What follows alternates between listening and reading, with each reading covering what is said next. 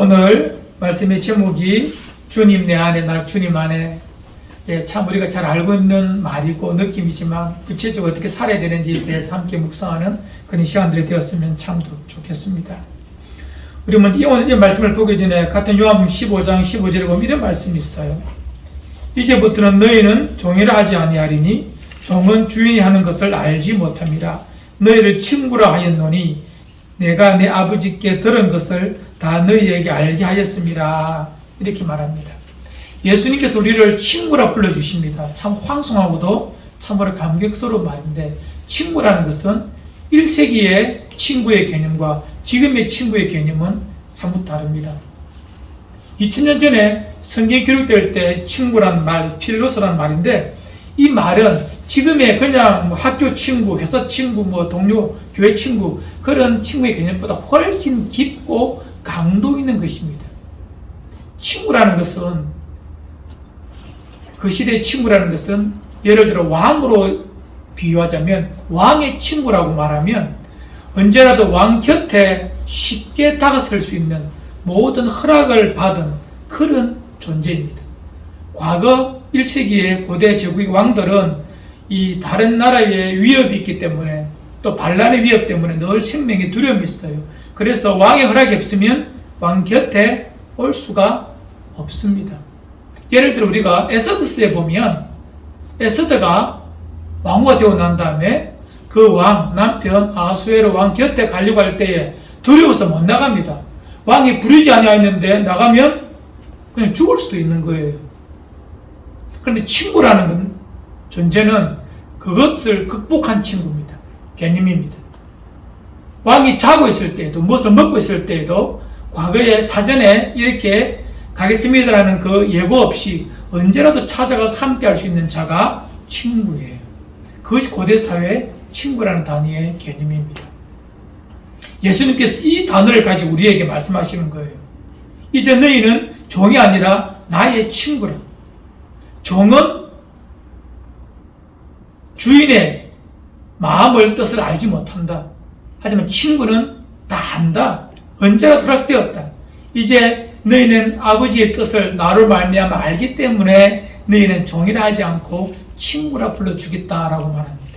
누구를요? 예수 믿는 제자들, 넓게는 우리들을 친구로 동행하여 주신다는 것입니다. 참으로 큰 은혜입니다. 진정한 동행은 함께 물리적으로 걸어가는 것의 동행이 아닙니다. 진짜 동행은 친구로서 함께 걸어가 주는 것. 이것이 진정한 의미에서의 동행입니다.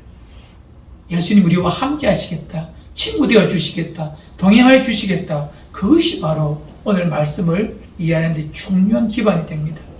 어떻게 하면 우리가 주님과 동행하는 친구 되어서 걸어갈 수가 있는가? 주님은 그것을 오늘 요한복음 15장에서 우리에게 말씀하여 주시는 것입니다. 예수님께서 한 가지 비유로서 우리에게 가르치십니다. 그것이 바로 포도나무 비유인데, 어떻게 하면 우리가 하나님과 주님과 동행하며 살 수 있는가? 이 부분을 구체적으로 설명해 주는 것이 요한복음 15장의 포도나무 비유입니다. 예수님께서 포도나무 비유를 하신 이유는 아마 예수님 계신 곳에 포도나무도 많았고, 뿐만 아니라 예수님 구약에도 예수님 오실 때까지 많은 선지자들이 이스라엘 백성을 포도나무라고 비유해서 사용하셨던 경우가 있기 때문에 이 포도나무를 이렇게 비유의 도구로 사용하신 것입니다.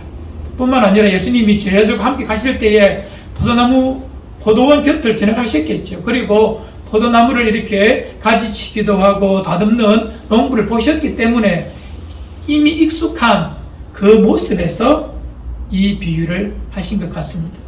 한번 그림을 그리며 상상해 봅시다. 예수님께서 제자들과 함께 이렇게 이 포도원 옆을 걸어가시면서 포도원 지기가, 포도원 농부가 포도나무 가지를 치면서 이제 포도 열매 농사를 시작하는 그것을 보고 주님 이 비유를 하신 것 같습니다.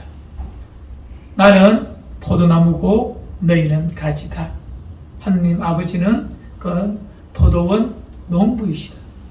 그 포도원 농부가 포도를 심어 그 가지를 통하여 열매를 많이 맺게 하는 것이 포도나무 주인이신, 즉 농부이신 하나님 아버지의 큰 기쁨인데, 어떻게 하면 이 포도나무 열매를 많이 맺을까?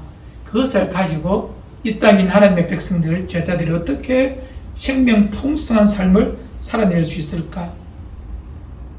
한 걸음 더 나아가서 어떻게 하면 예수님 믿는 우리가 예수님이 내 안에 계시고 내가 예수님 안에 있는 이 신비로운 연합, 이 신비로움을 어떻게 이해하고 그것을 통해 어떤 삶을 살아낼 수 있을까? 그에 대한 말씀을 우리에게 해주시고 있습니다.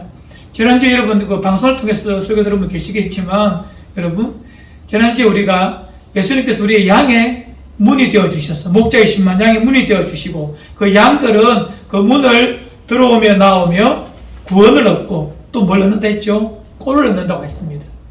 생명을 얻고 다음에 풍성한 생명력을 가지고 살 수 있다고 말씀하십니다. 들어오며 나오며 풍성한 생명력을 사는 또 하나의 길을 오늘 포도나무 비유를 통해 말씀해 주시는 것입니다.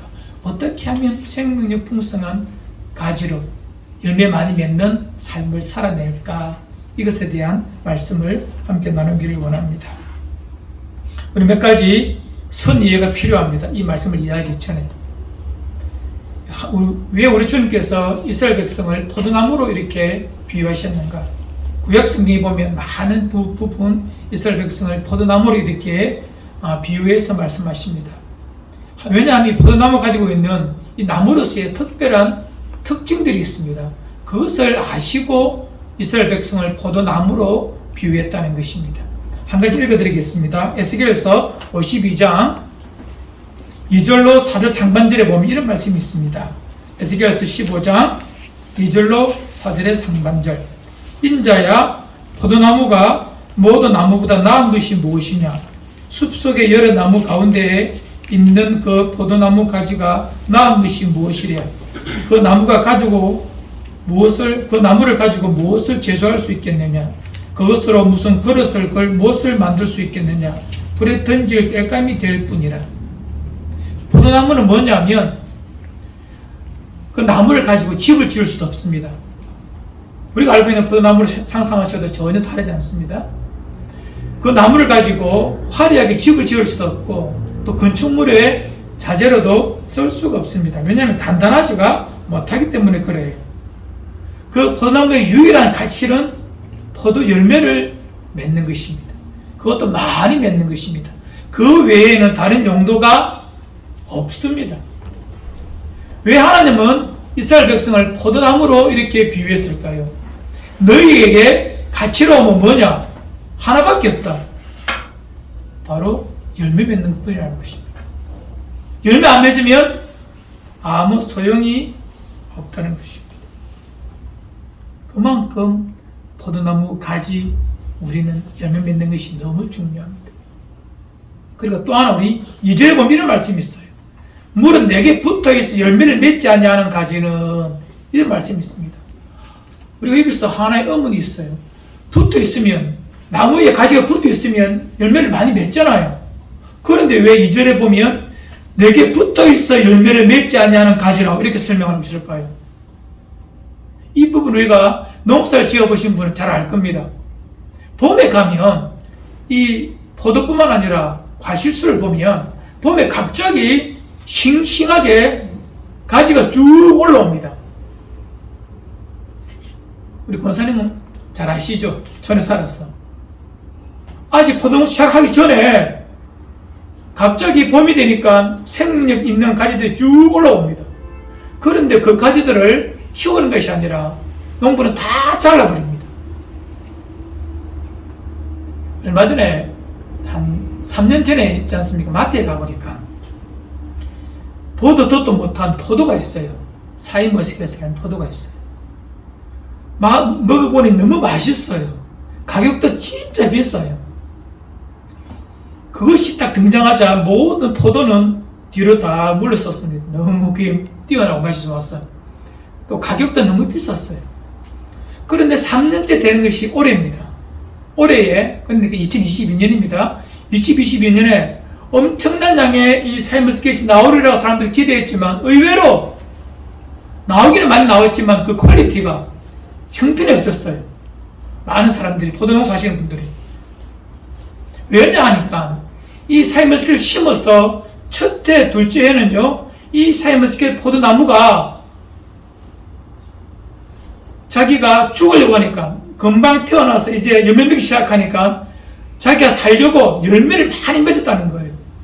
이제 3년쯤 자라니까 자기 힘이 생기니까 이 나무가 열매를 맺지 않고 크려고 하는 거예요. 둥치가 커지고 가지가 커지려고 하는 거예요. 그러다 보니 열매가 부실하게 되었다는 것입니다. 샤인머스켓을 지었던 모든 포도 농사 하시는 분들이 한결같이 하시는 말씀이 3년째, 4년째 되니까 나무가 열매를 맺지 않고 자기가 자라려고 하는 거예요. 줄기가 커지려고 하는 거예요. 그러다 보니 열매가 부실하다는 것입니다. 나무가 가진 특별한 이 생존의 법칙입니다. 나무는 자기의 생명이 다하거나 힘이 없으면, 생명이 간당간당하면 자손을, 생존을 위하여 열매를 많이 맺으려고 합니다. 본능적으로. 하지만 자기가 커지고 단단해지면 그때부터는 열매를 안 맺고 자기가 커지려고 하는 거예요. 가지가 커지려고 하고 나무 둥치가 커지려고 하는 것이 나무의 본성입니다. 여러분, 산에 가면 솔방울을 많이 있는데 소나무에 보면 소나무가 죽을 때가 되면 어떤 현상이 나타나죠? 어머니 보신 적 있습니까? 솔방울을 많이 맺어요. 소나무에 솔방울이 많이 달리면 또 소나무가 죽을 때가 다 된 거예요. 이것이 식물이 가지고 있는 특수한 생존의 방식입니다. 15장 2절에 보면 붙어 있어 열매를 맺지 아니하는 가지는 뭐냐면 이 가지입니다. 열매를 맺으려고 하는 것이 아니라 자기가 커지려고 하는 가지. 자기를 자랑하고 자기 강성, 자기 풍성, 자기 힘을 기르려고 하는 가지가 있다는 거예요. 그런 가지는 열매를 맺지 못해요. 그래서 다 잘라줘야 돼요. 이 땅에 있는 적지 아니하는 교회 다니는 사람들이 교회 안에서 나 자신을 키우려고 합니다. 나의 자존감, 나의 존재 가치, 내 능력, 내 힘을 키우려고 합니다. 교회 안에서 그런 일이 발생하면 교회는 건강한 교회가 될 수가 없고 열매 맺히는 그런 공동체가 될 수가 없다는 것입니다. 열매 맺는 아름다운 가지는 열매를 많이 맺어야 합니다. 열매 없는 가지는, 특히 포도나무는 아무런 가치가 없다는 것입니다. 꼭 기억하십시오. 우리에게 필요한 것은 열매입니다. 열매 맺기 위해서는 내 자신을 철저하게 예수 안에서 작게 만들고 오직 본질에 집중할 때에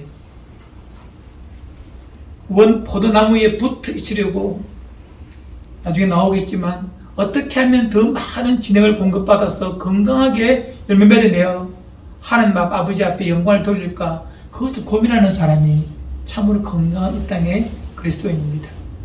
오늘 우리 15장 8절 한번 읽읍시다. 8절 함께 읽어요. 시작. 너희가 많이 맺으면 내 아버지께서 영광을 받으실 것이요 너희는 내 제자가 되리라. 아멘. 우리가 꿈꾼 것 아닙니까? 우리의 삶의 목적은, 그리스도인의 제일 되는 목적은 하나님을 영화롭게 하고 그분에게 영광 올려드리는 거예요. 아버지 앞에 영광 올려드리는 그 일뿐만 아니라 참 제자가 되는 길이 바로 열매를 많이 맺는 것입니다. 열매가 무엇일까 이제 물어봐야 됩니다. 열매가 무엇입니까? 예수 안에 있는 열매가 뭡니까? 포도 가지에 맺히는 것은 포도 열매인 것입니다. 예수 안에 있는 자들이 맺히는 것은 예수 열매입니다. 세상에 없는 열매입니다. 세상과는 구별되는 그런 열매입니다. 주님의 생명력이 내 안에 있을 때 맺히는 열매들, 성경에서는 참 많이 언급하고 있습니다. 성령의 열매일 수도 있고요, 또 많은 영혼을 구원하여 내는 전도의 열매가 될 수도 있어요. 히브리서에서는 우리의 찬양이, 우리의 제사가 열매라고, 입술의 열매라고 이렇게 고백하는 그런 열매도 있습니다. 열매의 가장 중요한 개념은 바로 무에서 유가 되는 것입니다. 없던 것에서 무엇이 만들어지는 거예요. 예수 밖에 있을 때는 없었어요.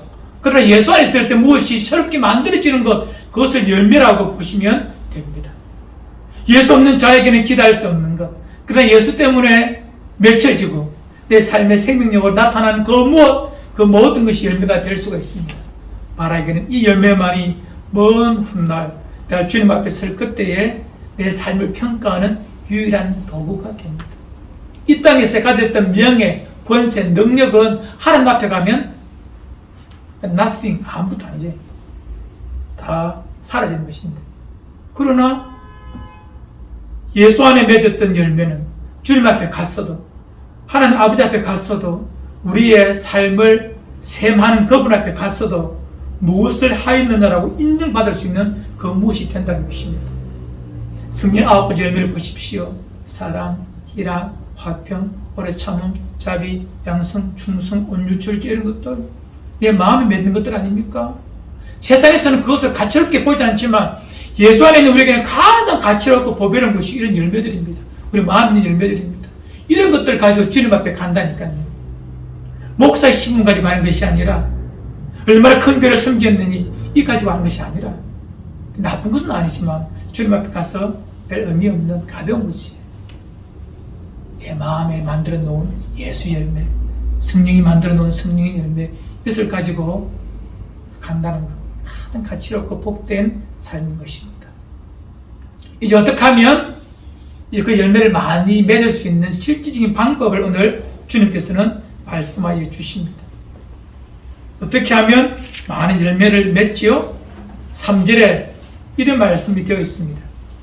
너희는 내가 일러준 말로 이미 깨끗하여졌으니, 2절에서는 2절 하반절에 보면 무릇 열매를 맺는 가지는 더 열매를 맺게 하려 하여 그것을 깨끗하게 하느니라.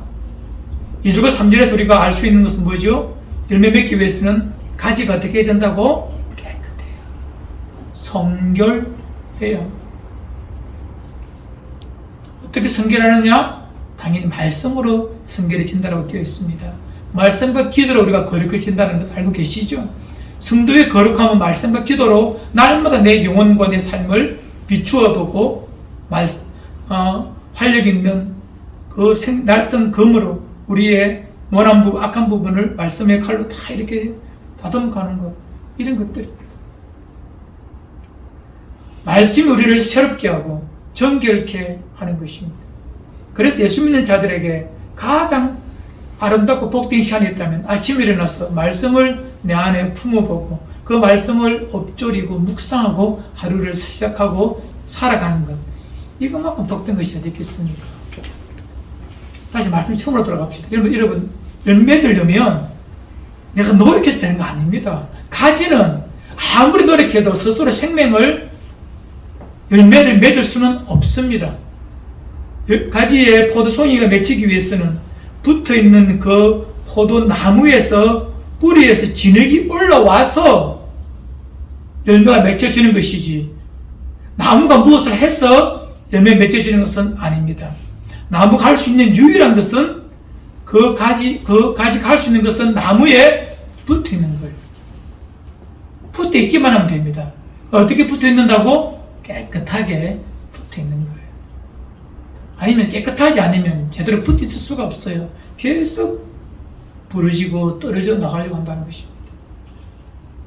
말씀으로 날마다 자기 자신을 새롭게 관찰해야 됩니다. 그래서 에베소서 5장 26절에 이런 말씀이 있습니다. 이는 곧 물로 씻어 말씀으로 깨끗하게 하사 거룩하게 하시고. 맞습니다.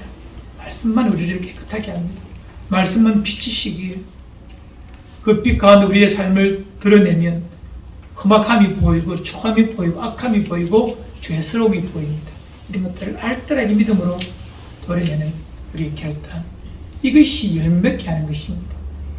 꼭 기억하십시오. 한 주간 이 거룩한 삶을 살아내는 여러분과 저와 되기를 바랍니다. 제가 섬기던 어떤 교회에 이미 고인이 되신 이름 석자만 되면 다 알만한 분이 계십니다. 한병기 목사님이라고 계신데 부정교회인데, 그분이 제가 있을 때에 그분이 연세가 많으셨거든요. 이미 은퇴하시고 20년이 지났으니까 거의 90이 가까우신 늙으신 목사님이신데, 할아버지 목사님이신데, 그분이 한 번은 교회 오시면서 너무 웃으시면서 자랑하시는 거예요. 교육자들 앞에서. 뭐냐니까, 목사들 내 말 들어봐라. 내가 창세기를 100번 이상 읽었는데 오늘 읽다가 또 뭐 하나 발견했다는 거예요. 한평생 창세기 설교를 몇백 번 했겠지요. 정독을 100번 이상 하셨답니다. 그런데도 오늘 또 읽다가 또 뭘 하나 발견했대요. 그래서 너무 기뻐하시고 좋아하시면서 읽었던 것을 함께 나누었던 것이 기억납니다. 일평생 말씀만 의지하고 강단에서 말씀만 전파하셨던 목사님도 그 많이 했던 설교 중에서 오늘 받았던 것 가지고 기뻐하시는 분이 있습니다. 제가 그 모습을 보고 하나님의 말씀은 저런 거다. 좀 안다고 알았다고 들었다고 아니라 새롭게 다가오는 그 말씀을 가지고 기뻐할 수 있는 심령, 그 말씀 나의 삶을 다시 확인할 수 있는 심령, 이 얼마나 복된 심령입니까? 이것이 여러분과 저에게 있기를 바랍니다. 네. 두 번째, 열매를 맺기 위해서는요, 오늘 말씀의 제목과 같지만 주님 안에 있어야 합니다. 또 주의 말씀이 내 안에 있는 것도 우리 방금 했지만 주님 안에 우리가 있어야 돼요. 주님 안에 있다는 것이 무엇일까요? 설교 서두에 말씀드렸던 것처럼 주님과 동행하는 삶의 모습에서 우리는 주님 안에 있다는 것을 우리는 알 수가 있습니다. 주님 안에 있다는 것. 주님의 통치와 주님의 섭리가 나를 철저하게 이끌어 간다는 것을 믿고 의지하는 것을 주님 안에 있다라고 말씀할 수 있어요. 그것은 조금 피상적이지만 그것을 좀 더 구체적으로 현실적으로 말하면 어떤 형식 속에 내 마음을 믿음을 담아두는 거예요. 우리 형식이라는 말을 그냥 본능적으로 거부하는 성향이 있는데 여러분, 우리 예수 믿는 사람은 내용이 참 중요해요. 본질이 참 중요합니다. 그러나 그 내용물을 담을 수 있는 그릇이 없으면 그 본질, 그 내용물이 온전할 수도 없고 또 분명할 수도 없어요. 그래서 형식과 내용은 둘 다 소중한 거예요. 우리의 믿음의 본질이 우리가 잘 담겨지기 위해서 우리는 이 형식을 한번 고민해 봐야 합니다. 예를 들면 이런 것입니다. 정해놓은 예배 시간에 함께 예배를 드리는 것. 그것이 그리스도 안에 있는 삶의 모습입니다. 예배 공동체로 함께 모이는 것. 또 사역 공동체로 함께 모이는 것. 또한 교제 공동체로 함께 모이는 것. 이런 것들을 가지고 우리는 예수 안에 있다, 주님 안에 있다라고 우리가 함께 말할 수 있는 것입니다. 이런 것들을 소홀히 하면 결코 우리의 건강한 심령, 건강한 가지가 되지를 못합니다. 5절에 이런 말씀이 있습니다. 나는 포도나무여 너희는 가지라. 그가 내 안에 내가 그 안에 거하면 사람이 열매를 많이 맺나니 나를 떠나서는 너희가 아무것도 할 수 없습니다. 요즘에 많은 분들이 교회 공동체로 모이지 않고 혼자 신앙생활을 하고 혼자 영성을 이렇게 갈구하면서 살아가시는 분들이 간혹 눈에 보입니다. 물론 교회가 가졌던 아픔이나 또 무너짐 그런 것들 때문에 마음이 상해서 그럴 수 있지만 하지만 그것은 그렇게 건강한 모습은 될 수가 없습니다. 교회는 다 부족한 사람들이 모이기 때문에 냄새가 날 수가 있고 뒤틀림이 발생할 수가 있고 혹은 일그러짐까지도 나타날 수가 있어요. 그러나 그것마저도 이해하고 그것마저도 주님의 사랑으로 함께 가겠다는 그런 마음을 가지고 가는 것, 이것이 참 좋은 모습이라고 생각합니다.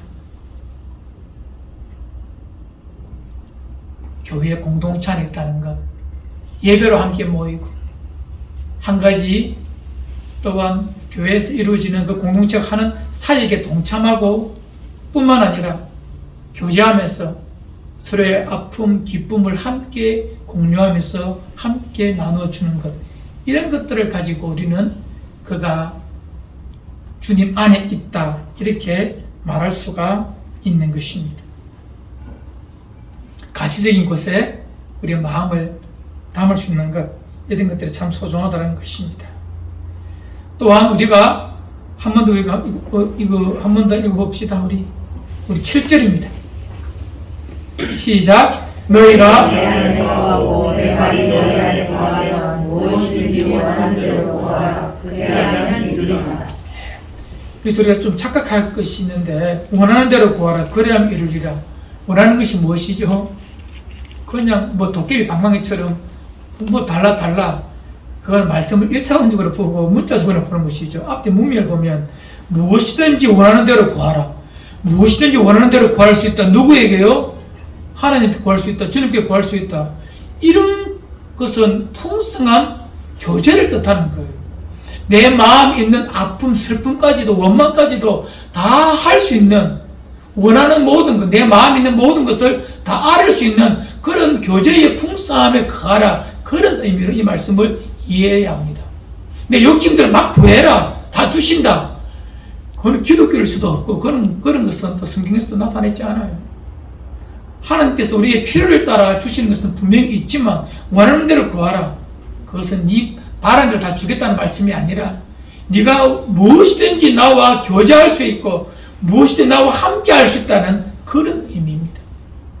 네 마음의 아픔도 내가 안다. 가지고 오자. 대화하자. 그 말이에요. 네 마음에 소원이 있느냐? 그것도 가지고 와라. 함께 교제하자. 이런 뜻입니다. 원하는 대로 다 교제할 수가 있습니다. 왜요? 하나님은 예수님을 통하여 우리에게 생명 주셨고 그 생명 주시면서 우리를 뭐라 불러주셨다고요? 오늘 설교에서 처음처럼 친구로 불러주시는 것입니다. 그 친구는 뭐든지 와서 살 수가 있는 거예요. 아무나 왕의 곁에 갈 수 없는데 왕이라도 왕의 곁에 갈 수가 없는데 왕의 친구는 갈 수가 있다는 거예요. 잠자는 왕을 깨울 수가 있고 밥 먹고 있는 왕을 불러서 숟가락을 잠시 식탁에 놓고 쳐다보게 할 수 있는 힘이 누구가 있다고? 친구에게 있는 거예요. 그것이 우리를 친구로 불러주신 하나님 아버지의 우리 주 예수 그리스도의 긍휼이고 사랑인 것입니다. 그런 자가 누구라고? 우리들이에요. 그것이 교제의 풍성함의 모습입니다. 여러분, 이것이 여러분에게 주어진 권리이자 감격이요 은혜이자 특권입니다. 그만큼 여러분은 위대한 존재입니다. 포도나무이신 그분께 우리가 붙어서 가지가 되어서 진액을 충실히 받아 누림으로 우리 속에 이제 열매가 맺어갈 것입니다. 스스로 뭘 하려고 맺으려고 하지 마십시오. 성령이 주신 뜨거운 마음이라면 가능하겠지만 내가 무엇을 하겠다는 것보다는요, 우리가 주님께만 붙어 있는데 좀 더 집중한다면 우리는 훨씬 더 풍성하고 더 정확하고 아름다운 신령한 열매들을 많이 맺어갈 수가 있습니다. 우리가 집중해야 될 신앙생활이 있다면 바로 이것입니다. 주님께 포도나무에게 더 붙어 있죠. 그런 가지가 되죠. 말씀을 통하여 날마다 우리의 삶을 반추하고 확인하고 혹 무너지고 죄가 된다면 알뜰하게 끊어버리고 그분이 주시는 그 공급함을 날마다 받기 위하여 교회 공동체 안에서 늘 말씀을 통하여 교제하고 또 사역하고 예배 드린다면 하나님은 자연스럽게 우리 속에 많은 열매를 맺게 하십니다. 내가 맺는 것이 아니라 그분이 내 안에서 역사하셔서 맺어져 갑니다. 그것이 진짜 가치로운 포도 열매입니다. 나중에 아버지 앞에 영광이 되고 우리가 참 그리스도의 제자임을 확인하는 그런 열매가 되어진다는 것입니다. 이번 한 주간 우리는 어떻게 살아야 되는지에 대한 정확한 답을 알았습니다. 신앙에 집중해야 될 본질을 알았습니다. 주님 안에 거하도록 포도나무에 잘 붙은 가지가 되도록 그것에만 집중하는 여러분과 제가 되기를 주의 이름으로 축원을 드립니다. 말씀의 결론입니다. 그리스도와 연합한다는 것, 친구로 산다는 것, 세상 어느 종교에도 없는 기독교 안에 있는 신비로운 것입니다. 주님이 내 안에, 내가 주님 안에. 참 이것은 너무 놀라운 신비요 신학적 용어로 그리스도와의 연합입니다. 이것은 기독교인이 가진 이 땅에서 누리는 가장 완전한 복이요 최상의 복입니다. 혹자는 저 깊은 감옥에 갇혔어도 친구 대신 주님과 동행하기에 그곳마저도 소명의 땅으로 만들어 갈 수가 있는 것입니다. 빌립보 감옥에서 얻어맞아서 그 감옥에 갇혔던 바울과 실라, 잘 아시죠? 사도행전 16장에. 그들은 그 억울한 고통과 매맞음 속에서도 그 감옥마저도, 빌립보 감옥마저도 그 속에서 소명의 땅을 그곳을 일구어 갑니다. 감옥문이 열리자 그 간수를 구원하기 위하여서 도망가지 않고 그 간수의 집에 가서 간수의 가정을 구원하여 내는 그런 삶, 그것이 진짜 그리스도의 삶이거든요. 여러분, 주님이 내 곁에 있기에, 내 안에 계시기에, 내가 주님 안에 계시기에 그것이 가능한 것입니다. 어디 있든지 뭘 하든지 이 연합은 가능한 일입니다.